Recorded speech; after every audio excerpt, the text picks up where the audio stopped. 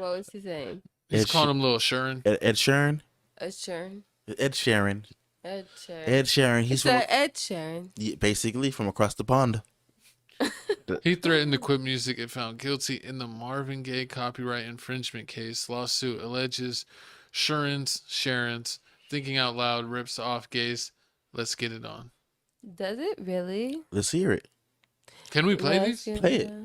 No, but I mean, can we on YouTube? I don't think it has to song. Is it okay? You may have let's see. You might have to like hover over the volume button side and just press it. Some heated. The singer saying his music career may slow down if he's found liable, telling the court, if that happens, I'm done. Adding, to have someone come in and say we don't believe you, you must have stole it, I find insulting.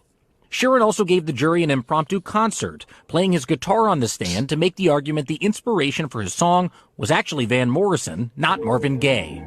Last week, Crump's team called a mashup of Let's Get It On and Thinking Out Loud that Sheeran performed live in 2014 a smoking gun, and that merging the songs was basically a confession.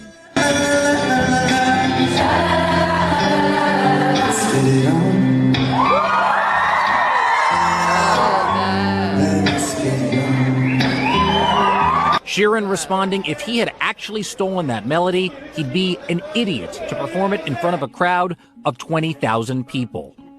So following Sheeran's testimony, his co-writer and producer also took the stand. They both denied the copyright claim, saying Marvin Gaye was not on any...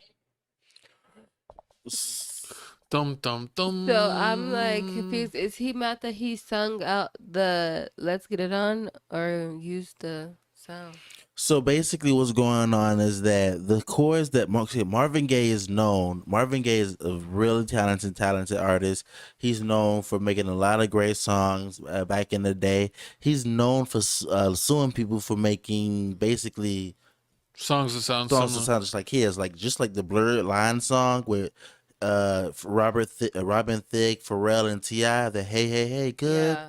That song, they sued Robin Thicke. They won that. They sued a lot of people. Yeah, they won that. And what's crazy is Bruno Mars, a lot of his songs he's been sued over because they're a bunch of old like 70s and 80s songs that he just kind of remixes the beat a little bit and changes the words up.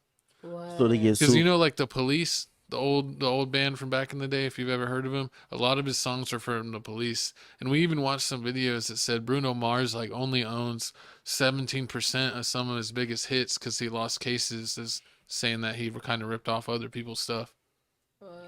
Yeah, so basically here with this whole situation with Marvin Gaye's song, the way that it's just the vibe of the song is an R&B cool laid back vibe, also with the same 4-beat melody in the beginning, but that's the strong structure of every song has that, so he feels like you really can't sue for something that's just so basic. They're saying that like kind of the melody that's in his song is like kind of essential chords that are in a lot of general R&B songs, so it's like you find it everywhere over and over again.